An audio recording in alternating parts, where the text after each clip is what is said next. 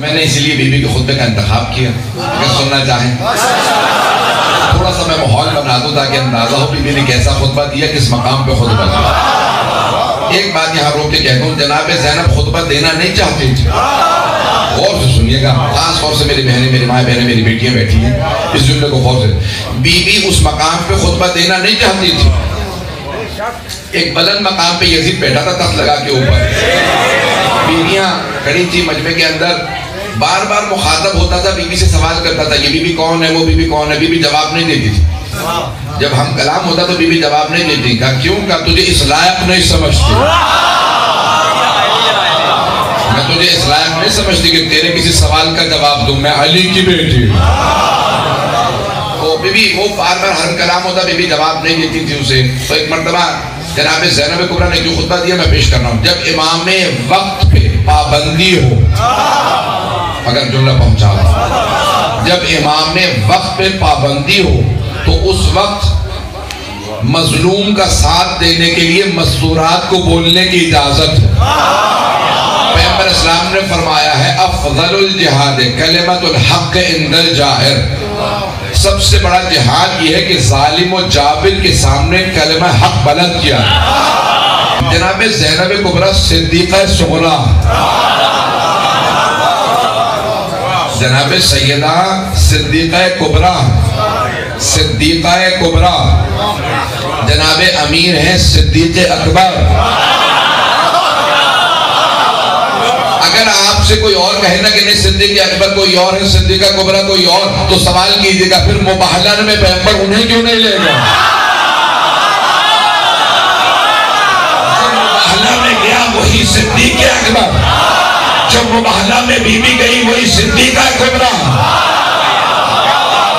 آپ پہنچ رہے ہیں فیضان کرام میں، جناب صدیقہ کبریٰ ہیں جناب سیدہ صدیقہ کبریٰ، جناب زینب ہے صدیقہ صغریٰ۔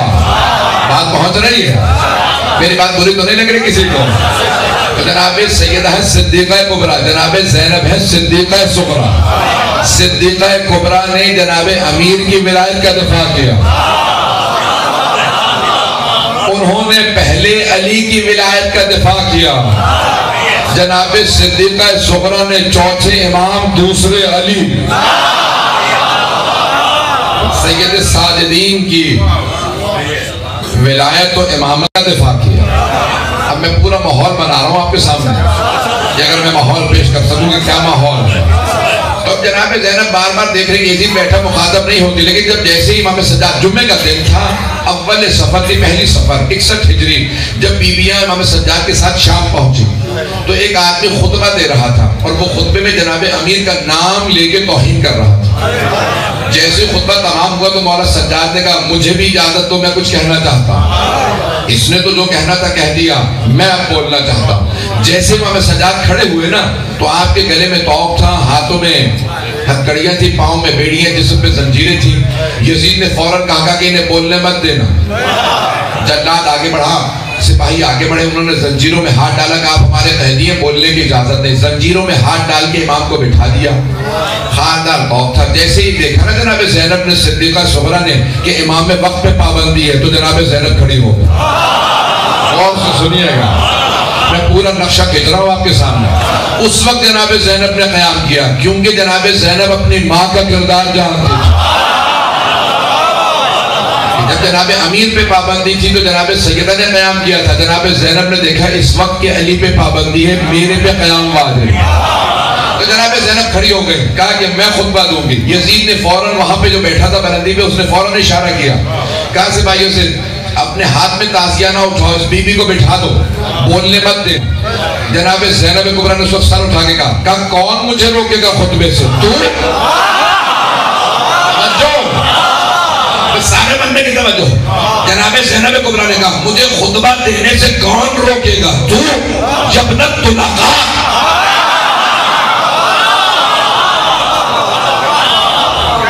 بھئی طلقاء کسے کہا جاتا ہے؟ بی بی نے عربی میں کہا یبنت طلقاء، کہا طلقاء کے بیٹے۔ طلیق کہتے ہیں کہ جب انسان کسی کو اپنا غلام بنا لے، وہ غلام طلیق کہلاتا، جسے انسان مجبور کر کے غلام بنا لے۔ توجہ، فتح مکہ پہ پیغمبر نے کہا سب مکے والے اگر حرم میں آ جائیں تو جو جو ایمان لائے گا آزاد ہو، نہیں تو تم سب یاد رکھو آج محمد عربی واپس آ گئے تو اس وقت یزید کا دادا اور دادی ابو سفیان و ہندا پیغمبر کی غلامی میں آ گئے تھے. دونوں نے ہاتھ جوڑ کے کہا محمد ہم آپ پہ ایمان لا رہے ہیں. پیغمبر نے کہا دیکھ کے اب مجبوراً ایمان لائے ہو، پھر بھی میں محمد ہوں، میں نے معاف کیا. جناب زینب نے کہا وہ یزید تو بھول گیا کن کا بیٹا ہے جنہیں میرے نانا نے آزاد کیا تھا، اور تو ان کی نسل سے روک کے دکھا میں علی کی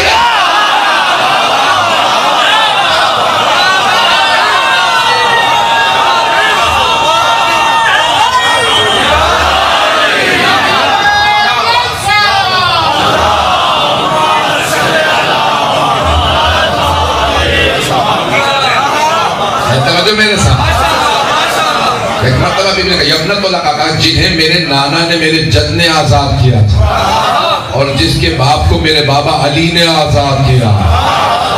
حضرت مالک بیشتر خیمے کے باہر پہنچ گئے تھے اور کہا تھا مولا کچھ دیر کی اجازت دے میں اسے باندھ کے آپ کے قدموں میں ڈال دوں.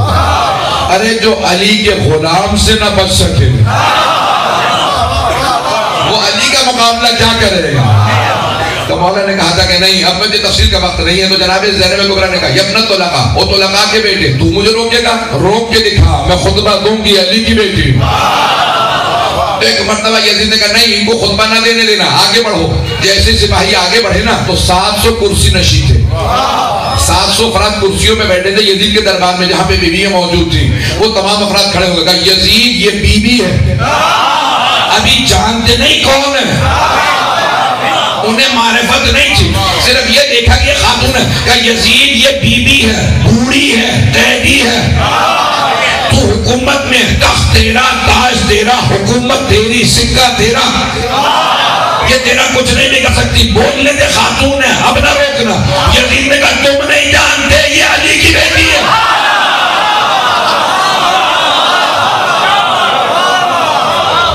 اس لیے نہیں بولنے دیا کہ بے بس تھا.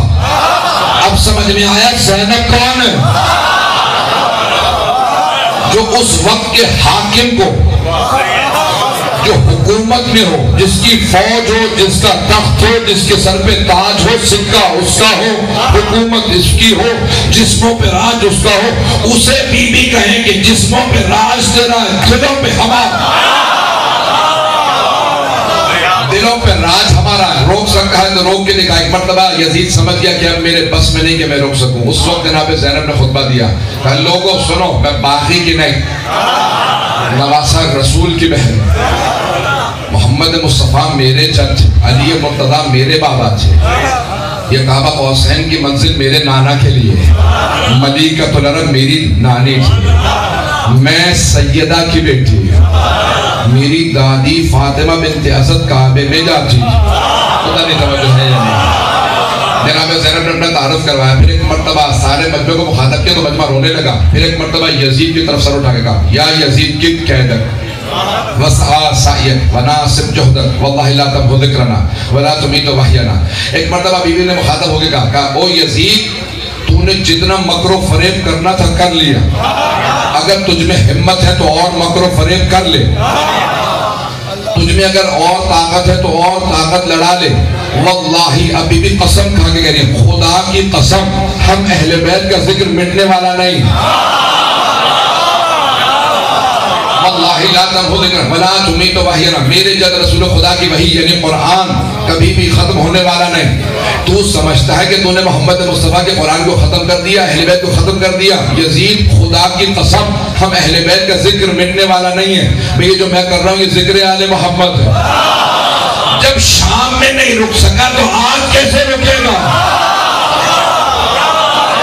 ایک جملہ کہہ کے آگے بڑھ جاؤں گا. میں کہوں گا حکمرانوں سے، دنیا بھر کے حکمرانوں سے، جہاں جہاں پہ حکومتیں ذکر حسین پہ پابندی لگا رہی ہیں ان سب سے مخاطب ہوں. جب دربار یزید میں ذکر حسین نہ رک سکا تو تم کیسے روکو گے؟ ذکر حسین سے مت لڑنا. جو حسین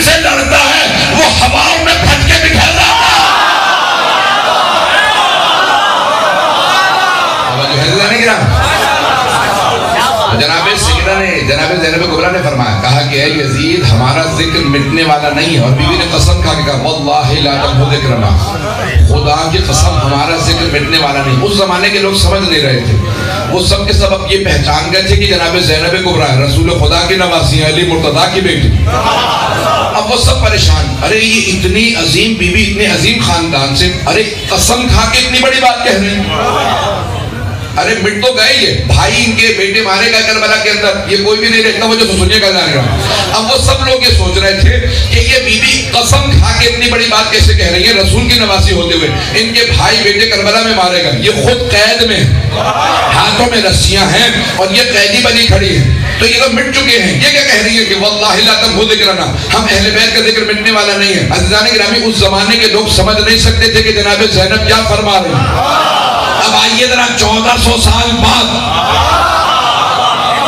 سارے مجمع کی توجہ میرے ساتھ ہو، 1400 سال بعد آ کے سنیں جناب زینب کے خطبے کو۔ بی بی کس سے مخاطب تھی؟ یزید سے، جس وقت اس کی حکومت تھی، اسی کا سکہ، اسی کی حکومت، اسی کا تخت، اسی کا تاج، اسی کی فوج، اسی کا جلاد۔ جناب زینب اس سے مخاطب تھی، یزید ہم اہل بیت کا ذکر مٹنے والا نہیں ہے، تو مٹ جائے گا۔ آج وہی شام ہے، وہی دمشق شہر ہے، یزید کا نہ تخت ہے، نہ تاج ہے، نہ حکومت ہے، نہ سکہ، یزید کی قبر کا نشان پتہ نہیں۔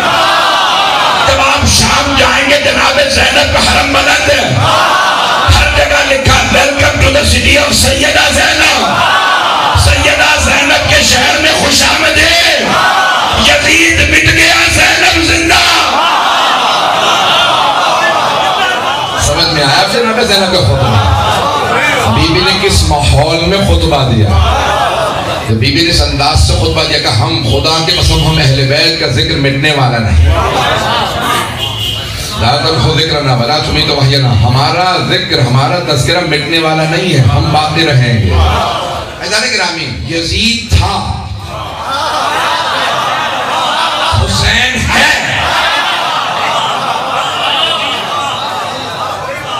جو مٹ گیا وہ یزید تھا، جو ہے وہ حسین۔ عزیزان گرامی، جناب زینب کبریٰ فرما رہی تھی کہ یزید سب کچھ تمہارا ختم ہو جائے گا، باقی رہے گا تو ہمارا ذکر باقی رہے گا۔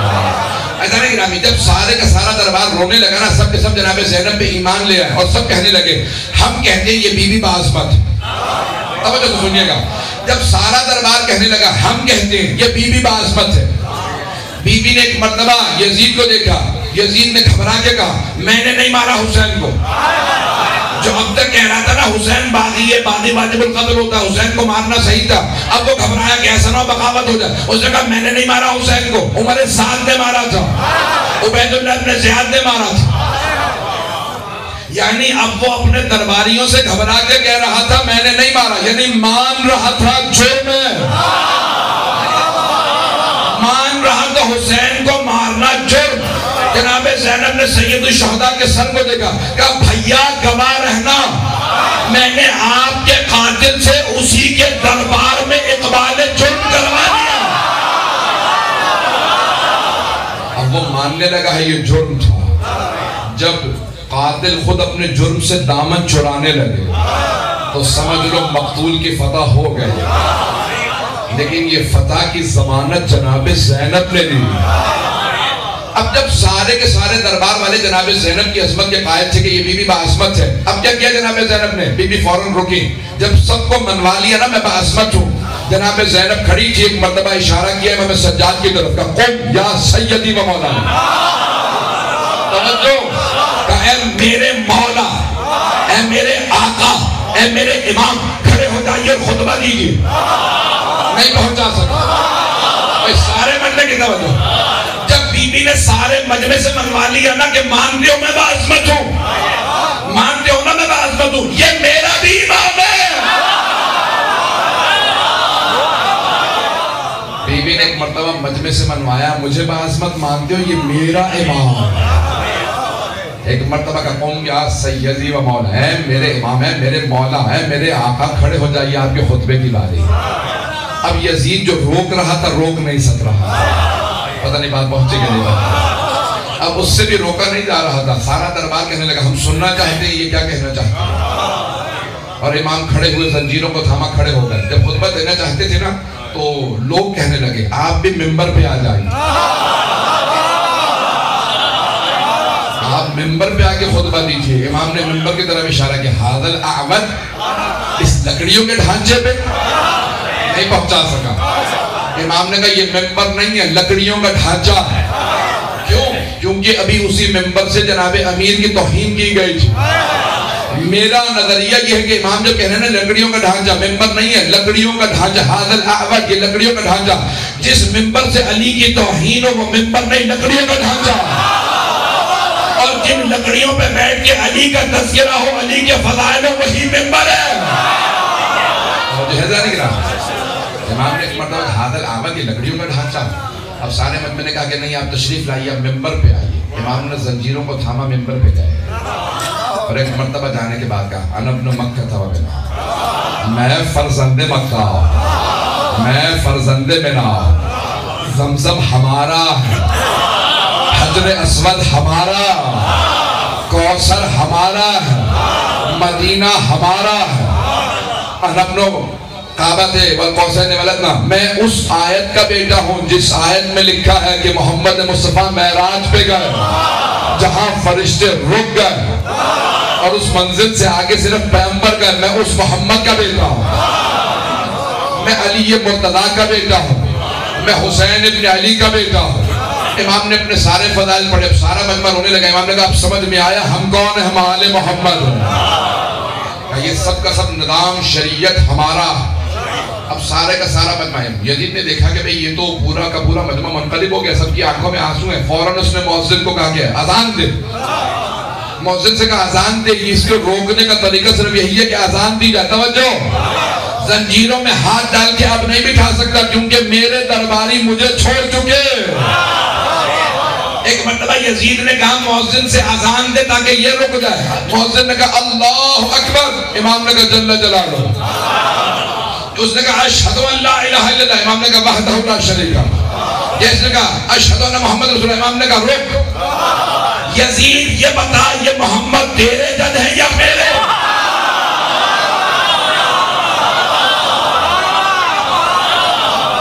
اب یزید سر پٹانے لگا کہ میں نے اذان پہ دلوائی, تو وہ انہی کے حق میں چلے گئے. امام نے کہا بتا یہ تیرے جد محمد ہے یہ ہمارے جد؟ اس نے کوئی جواب نہیں دیا. امام نے کہا تیری خاموشی بتا رہی ہے تو جانتا. امام نے کہا اگر تو کہے گا نا تیرے جد ہے تو تو جھوٹا, اور اگر تو کہے کہ ہمارے جد ہے تو یہ بتا ہمیں قیدی کیوں بنا ہے. مجمع منقلب ہونے لگا. ایک یہودی اسی دربار میں موجود تھا, کھڑا ہو گیا. کہا یزید تو نے کہا تھا یہ باغی ہیں, یہ تو تمہارے نبی کے خاندان والے ہیں, اور یزید جناب موسیٰ کے نسل سے اگر ہمارے درمیان میں کوئی موجود ہوتا. یہودی کہہ رہا کہا کہ اے یزید اگر ہمارے درمیان میں جناب موسیٰ علیہ السلام کے نسل سے کوئی موجود ہوتا تو ہم اس کی تعظیم کرتے. نسل سے بھی کوئی ہوتا, کئی سو سال گزر چکے تھے اس وقت, اب تو کئی ہزار سال ہو گئے, کئی سو سال کئی ہزار سال ہو گئے جناب موسیٰ کو گزرے. اگر ان کی نسل سے کوئی آدمی ہوتا تو ہم اس کی تعظیم کرتے. او مسلمانوں, خود سبق نہیں ہے تو یہودیوں سے سیکھ لو. کہ اگر جناب موسیٰ کے نسل سے کوئی ہوتا ہم اس کی تعظیم کرتے. یہ نسل سے نہیں ہے, یہ تو ڈائریکٹ تمہارے نبی کی نواسی ہے, اس کا تو کوئی فاصلہ بھی نہیں ہے. یہ نسلاً نواسی نہیں ہے, مستقیماً نواسی ہے, بڑا قریب کا رشتہ ہے. اور یزید یہ تمہارے نبی کی نواسی ہے, تو قیدی بنا لایا. یزید نے فوراً اس یہودی کو دیکھا, سپاہیوں سے کہا اسے باہر لے جاؤ, قتل کر دو. اس یہودی کو قتل کر دو. ایک عیسائی کھڑا ہوا, کہا او یزید جناب عیسیٰ نے شادی نہیں کی, 33 سال کے تھے, آسمان پہ اٹھا لیا گئے, انہوں نے شادی نہیں کی تھی. اگر عیسائیوں کے درمیان جناب عیسیٰ کی سواری ہی ہوتی تو ہم عیسائی جناب عیسیٰ کی سواری کی بھی تعظیم کرتے. ہم بار بار کہتے ارے یہ سواری عیسیٰ کی سواری ہے, ہم اس کو بھی مقدس سمجھتے, ہم اس کی بھی تعظیم کرتے. ارے یزید یہ تیرے نبی کی بیٹی کی بیٹی ہے, تو اسے دربار میں لے آ. یزید نے فوراً کہا اس عیسائی کو بھی باہر لے جاؤ, اسے جا کے لے جا کے قتل کر دو. اب سارا کا سارا مجمع منقلب ہونے لگا.